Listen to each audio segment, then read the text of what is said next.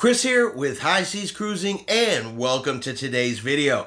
Alright, we only got one cruise news story for you today, a Royal Caribbean cruise news story, and another issue up in Alaska. So, Royal Caribbean's Quantum of the Seas, well, it looks like she is having some engine trouble, and these engine troubles are causing some itinerary changes for several upcoming cruises. So, an email has been sent out to those passengers that are going to be affected by itinerary changes. Gonna put a little piece of it up here on the screen for you now. Due to a speed limitation caused by a technical issue with one of our ship's engines, we've reduced our speed between ports. And as a result, we've adjusted some of our arrival and departure times in Alaska and British Columbia. So this is a story we've heard before.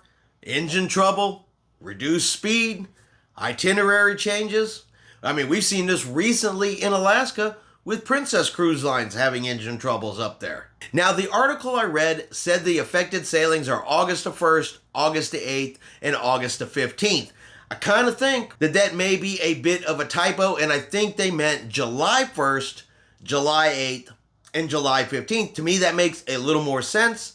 Today being July the 1st, that these immediate cruises here in July would be affected, and the ones that they would immediately be looking at, possibly, not August yet.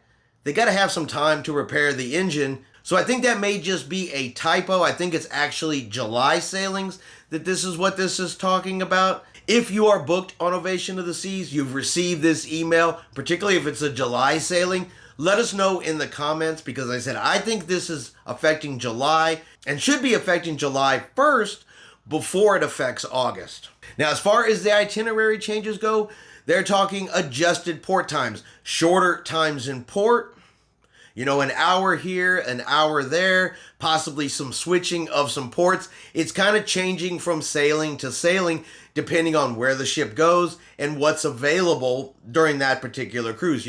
Is there a spot at the dock earlier, later, possibly not at that port at all? So depending on which sailing you're going on, it could be slightly different. Hopefully your email will be specific to your sailing. If not, you may have to contact Royal Caribbean or your travel agent to see any specific changes to your cruise. But one of the big changes, it seems to be across the majority of them, if not all of them, is the one thing they are skipping, and that's the Glaciers. And for an Alaska cruise, the Glaciers, that's a big deal. That's one of the things that you specifically go to see in Alaska are the Glaciers. The ports are great, the stops are great, the shopping's great, the excursions are great, but a lot of people go to see these Glaciers, and that's the one thing they've kind of cut out. So, not real sure how people are gonna feel about that. If it was me, on our Alaska cruise, and the Glaciers is one of the things I really want to see. It's one of the scenic experiences I want to have on Alaska. I don't know how I'd feel if suddenly that is the one item that gets cut out of the cruise. And one thing to keep in mind, that while this is only being put out, for the next 3 sailings, we saw the same thing over on Princess Cruise Lines with their engine trouble.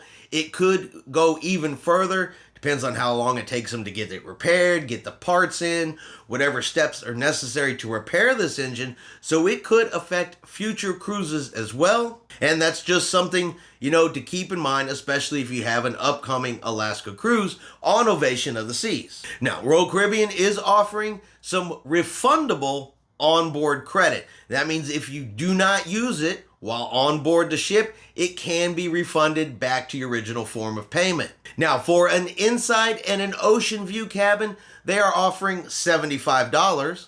For a balcony cabin, it's $100.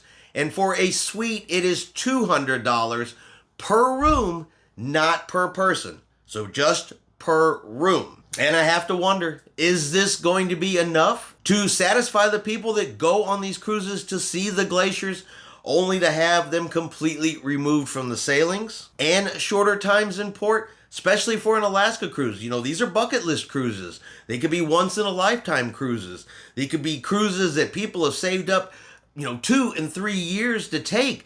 to see something very specific on an Alaska cruise. And while, it's a technical issue, engine problems happen, ships are mechanical, but I still don't know that people are not going to be very upset. And then to find out that the onboard credit, it's a little low for such an important event like missing all the glaciers. So you guys let me know in the comments below, what do you guys think? Are you going to be affected by one of these upcoming changes on Ovation of the Seas? If you are, let us know in the comments below. I'm curious to know if your email gives out any more specific information.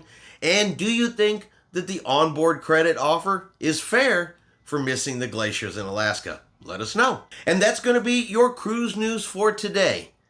If you've enjoyed today's video, do me a favor, give it a thumbs up. If you haven't done so, do me a favor and hit that subscribe button. It is free to do so. Helps our channel grow, and of course, we'll let you know anytime a new video comes out.